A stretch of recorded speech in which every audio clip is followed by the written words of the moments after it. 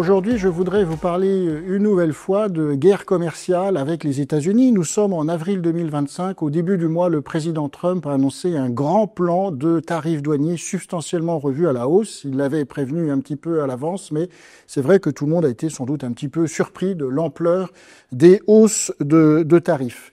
Alors l'idée pour moi ici, ça va être de fournir un peu des points de repère qui vont faire partie, à mon sens, des raisonnements, des débats dans les semaines et dans les mois à venir. Donc au-delà de l'écume des jours, parce que c'est vrai que la situation évolue de jour en jour, il s'agit pour moi de souligner 4 ou 5 éléments du débat public qui devraient rester assez pérennes dans les mois qui viennent. Alors le premier point, rapidement, c'est de considérer que cette politique tarifaire, elle est quand même en partie transpartisane aux États-Unis. Les premières hausses de tarifs douaniers ont été décidées certes par Donald Trump en 2018 contre essentiellement des produits chinois, mais Joe Biden ne les a jamais remises en cause, et même plus, en mai 2024, il a décidé une nouvelle hausse des droits de douane sur la Chine, et sur certains produits, les droits pouvaient aller jusqu'à 100%. Donc, de ce point de vue-là, Trump, évidemment, son nom est attaché aux hausses de tarifs douaniers, mais ça n'est pas que lui. Il y a une forme, en fait, pas de consensus, mais de pensée diffuse aux États-Unis selon laquelle le déficit commercial avec la Chine, c'est un problème. L'instrument adapté pour le résoudre, c'est les tarifs douaniers. Alors, sur cette adresse Internet que je vous montre sur ce slide, vous avez résumé en 1 page et demie un document très synthétique, très intéressant, rédigé manifestement par un économiste, qui fixe la doctrine des États-Unis en matière de hausse de tarifs douaniers. Le but, c'est se fixer des droits de douane à un niveau qui annule les déficits bilatéraux. Voilà le but politique. Et s'il y a des conséquences sur l'inflation, s'il y a des conséquences sur la croissance, s'il y a des conséquences sur le taux de change, ces conséquences-là sont considérées comme politiquement non relevantes. Elles ne sont pas niées, elles vont avoir lieu d'un point de vue économique, mais le président Trump a déjà dit qu'il y aurait moins de croissance à court terme, qu'il l'acceptait, qu'il y aurait plus d'inflation, qu'il l'accepterait, que son but, c'était de venir à bout des déficits commerciaux. C'est un objectif politique qui a été défini comme tel. Les conséquences, les effets de bord économiques sont assumés par avance par le pouvoir politique. Alors évidemment, quand on dit « je ne vais pas tenir compte de l'inflation, de la croissance à court terme », ça peut sembler un peu bizarre. Implicitement, le raisonnement est le suivant, c'est que déjà on s'attend à rapatrier des emplois, en tout cas les pouvoirs publics américains tablent sur des créations d'emplois supplémentaires aux États-Unis ou dans l'étranger proche qu'est le Mexique et le Canada, et ça, a priori, ça joue plutôt à la hausse sur le pouvoir d'achat des ménages, toutes choses égales par ailleurs. Et puis, évidemment, quand on encaisse des tarifs douaniers par milliards et milliards de dollars, on a de l'argent supplémentaire pour mettre en place des politiques de redistribution, là où il faut, pour amortir le choc sur les ménages les plus concernés.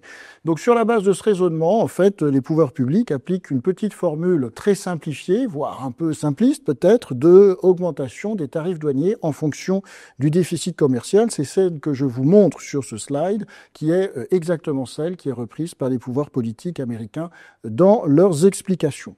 Alors pour ce qui est des effets sur la croissance, il est sans doute un peu tôt pour mesurer les effets sur la croissance de cette politique américaine, notamment aux États-Unis, parce que cela va beaucoup dépendre de la politique budgétaire d'accompagnement et la politique monétaire qui vont être mises en place dans les mois à venir. Comment ils vont recycler notamment les recettes de tarifs douaniers.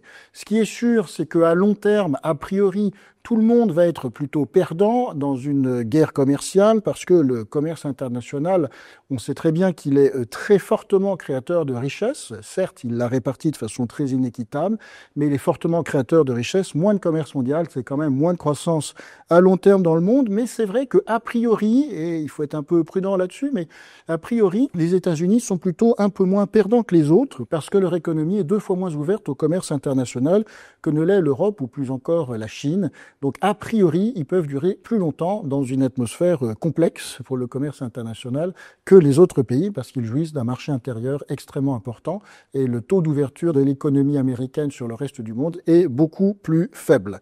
J'en viens maintenant à l'épisode de hausse de taux de 2018 dont on peut aujourd'hui observer les effets sur les chaînes logistiques des entreprises américaines, sur les chaînes d'approvisionnement américaines. Sur ce graphique, vous voyez donc à partir du petit trait en pointillé rouge qui désigne l'augmentation des tarifs douaniers contre la Chine, l'évolution de la part des importations chinoises dans les importations américaines, c'est le graphique noir, échelle de gauche. Donc vous voyez que cette part des importations chinoises dans les importations totales aux États-Unis passe de 25% à 21%, c'est quand même une baisse importante.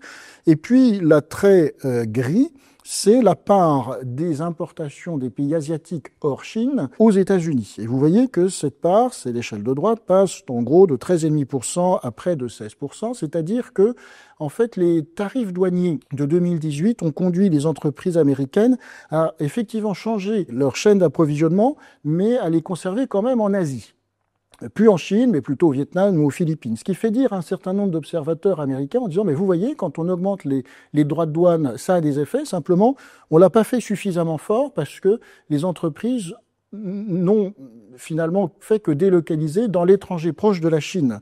Mais ça prouve que cette mesure est efficace. Alors, il y a des problèmes, c'est que par exemple dans tout ce qui est l'industrie de haute technologie, de composants électroniques, de tout ce qui peut toucher à des ustensiles, des dispositifs de sécurité, en fait, ces nouveaux pays, style Vietnam ou Philippines, importaient en fait leurs composants primaires de Chine, ce qui fait qu'au fond, la dépendance des États-Unis vis-à-vis de la Chine sur ces technologies sensibles n'a pas beaucoup évolué, elle a juste transité via d'autres pays, ce qui a alimenté le discours de ceux qui disaient les tarifs douaniers c'est efficace, simplement il faut qu'on les augmente plus pour rompre les chaînes d'approvisionnement en Asie et les ramener au Mexique ou au Canada.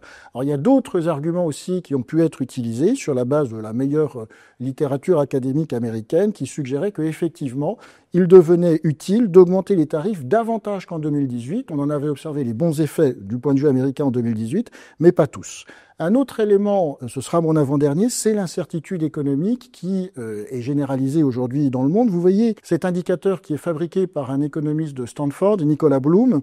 C'est un indicateur en fait d'intelligence artificielle qui compte le nombre d'occurrences dans des milliers de journaux dans le monde, de termes de type crise, déficit, risque, incertitude, et qui en traduit cela sous forme d'index. Donc comme vous le voyez sur cet index, qui commence à être assez suivi, on est aujourd'hui à des plus hauts historiques, on est à un degré d'incertitude de politique économique encore plus élevé que lors du Covid, ce qui n'est pas peu dire, et l'incertitude économique, elle a un coût important et immédiat et pour tout le monde. C'est d'ailleurs le problème. Le premier coup, c'est le sous-investissement. Difficile de faire un business plan quand on a très très peu de visibilité, quand on ne sait pas si on va exporter quelque chose qui va être taxé à 20 ou 30 ou 40%, c'est quand même assez différent pour une entreprise.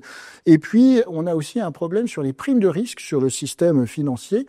On a des articles dans la revue, dans la littérature économique, qui suggèrent qu'effectivement, quand on a une augmentation de la certitude aussi importante, eh bien, cela peut renforcer le coût du capital pour les industries, avec des fonds qui, au lieu d'accepter des rentabilités de 9 ou 10%, vont plutôt demander 10, 11, 12%, en tout cas quelques points de pourcentage de plus de rentabilité. Et puis mon dernier point, c'est la question des politiques monétaires et des politiques de change. En fait, on a pas mal d'articles dans la littérature économique qui suggèrent que quand un pays est soumis à une agression douanière, c'est-à-dire des tarifs douaniers comme ceux que le président Trump a mis en place, eh bien, une bonne façon de réagir, c'est pas tant de prendre beaucoup de tarifs douaniers en rétorsion, mais plutôt de baisser les taux d'intérêt de la Banque centrale européenne, en l'occurrence, pour laisser glisser l'euro et faciliter une dépréciation de l'euro.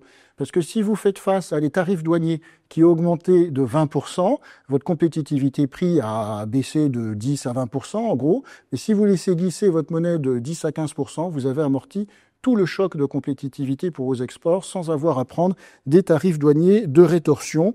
Et ça, on a pas mal de littérature dans les meilleurs journaux académiques dans le monde qui suggèrent que ça serait une bonne solution. Et donc, concrètement, ça suggère que la BCE devrait baisser ses taux assez significativement et assez rapidement. Vous voyez ici le taux d'inflation dans la zone euro. On est revenu à 2%. On n'a plus de problème d'inflation. On a donc de la marge de manœuvre pour baisser les taux vite et plutôt beaucoup, si possible. Alors, en conclusion, eh bien, aux États-Unis, il y a peut-être une logique de négociation à court terme, on ne peut pas l'évacuer, mais a priori ces hausses de tarifs douaniers sont là plutôt pour longtemps. Les États-Unis considèrent qu'il y a un problème de déficit commercial avec la Chine et qu'ils sont prêts à mettre les moyens pour le résoudre, au moins en bonne partie. Ils considèrent que les effets des tarifs de 2018 étaient significatifs mais encore trop limités, d'où l'idée d'en rajouter davantage encore. C'est sûr que si ces hausses de tarifs sont maintenues, beaucoup de gens vont être perdants dans le monde, mais les États-Unis probablement un peu moins que les autres, mais ils sont prêts à cela parce qu'ils veulent régler la dépendance commerciale vis-à-vis de la Chine. Le coût économique de l'incertitude qui est généralisé dans le monde est assez élevé, il pèse sur tout le monde et en particulier sur les industries qui voient leur coût du capital augmenter. Et puis, quelles sont les solutions pour l'Europe dans cette situation-là, en dehors de renégocier des tarifs douaniers, en tout cas ce qui est renégociable? On peut prendre quelques tarifs ciblés, des tarifs douaniers ciblés sur les activités économiques dont les sites de production aux États-Unis sont situés dans des circonscriptions qui pourraient basculer pour l'opposition au moment des midterm elections. Ça, j'en avais parlé en novembre dernier. Et puis surtout, baisser assez rapidement les taux directeurs de la Banque centrale européenne pour favoriser une dépréciation de l'euro qui permettrait d'amortir assez efficacement l'effet défavorable sur la compétitivité de prix de nos exportations des hausses de tarifs douaniers récemment décidées par les États-Unis.